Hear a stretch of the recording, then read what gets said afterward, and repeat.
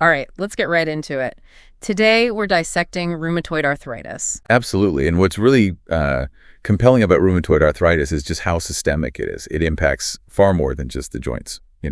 So, stepping beyond just the standard definition, what's maybe a less commonly appreciated aspect of its pathogenesis, something that shapes how we diagnose? Well, rheumatoid arthritis, it's a chronic systemic inflammatory disorder. Its main feature, is that persistent symmetric polyarthritis hitting those synovial joints.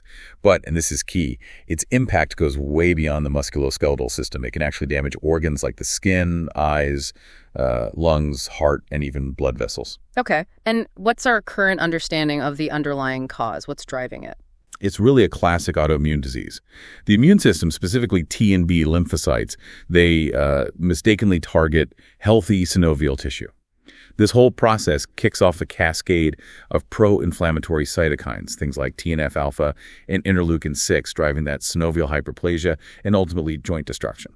Right, that autoimmune angle. So, which joints usually show the first signs, and how does that knowledge guide an initial assessment? Yeah, early rheumatoid arthritis most often shows up in the smaller joints. Think about the metacarpophalangeal, the MCP joints, and proximal interphalangeal, or PIP joints, in the hands, and the metatarsophalangeal MTP joints in the feet. Then, as it progresses, it tends to spread to bigger joints, wrists, knees, ankles, elbows, hips, shoulders, and that bilateral symmetrical involvement, that's a really key clinical clue. Okay, beyond that classic joint picture, what are the main symptoms we should be looking for, especially early on? Well, the core symptoms are joint tenderness, warmth, and swelling. These are often really pronounced after someone's been inactive or first thing in the morning. That morning stiffness, often lasting more than, say, 30 minutes, sometimes over an hour, is a very strong pointer towards inflammatory arthritis. And patients frequently report those systemic feelings too, like just profound fatigue, maybe a low-grade fever, unexplained loss of appetite. That systemic impact is so important. We know it's not just the joints, right? How else does rheumatoid arthritis show up? What other red flags in different organ systems should we be watching for? Exactly. About 40%, maybe 4 out of 10 patients, will develop issues outside the joints, what we call extra-articular manifestations. So for instance, in the lungs, you might see interstitial lung disease or pleurisy. Cardiac issues can include pericarditis or accelerated atherosclerosis.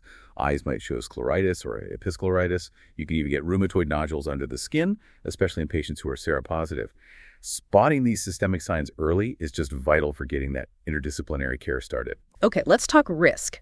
Who is at a higher risk for developing rheumatoid arthritis? Are there known genetic markers? Women definitely have a higher risk, maybe 2 to 3 times that of men. Also, individuals with a first-degree relative who has it, smokers, and people with a higher body mass index, so being overweight or obese. Genetically, there's a link often to specific shared epitope alleles within the HLA-DRB1 gene complex. And while it can pop up at any age, the most common onset is typically between 30 and 50 years old. You mentioned smoking. How does cigarette smoking specifically affect the risk and maybe the disease course? Yeah, smoking significantly boosts the risk, particularly for those already genetically predisposed.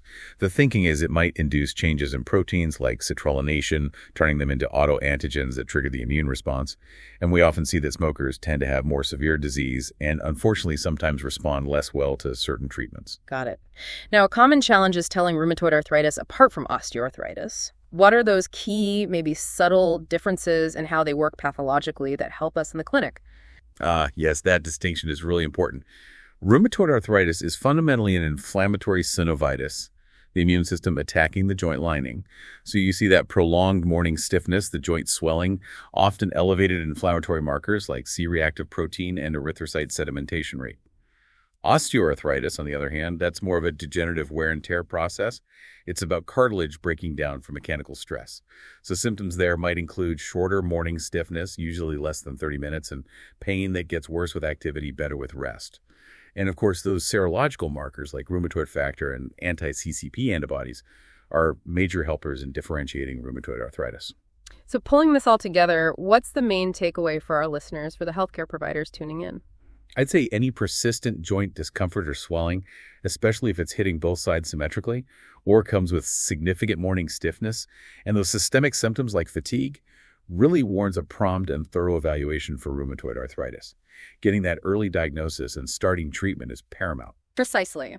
An important point for practice.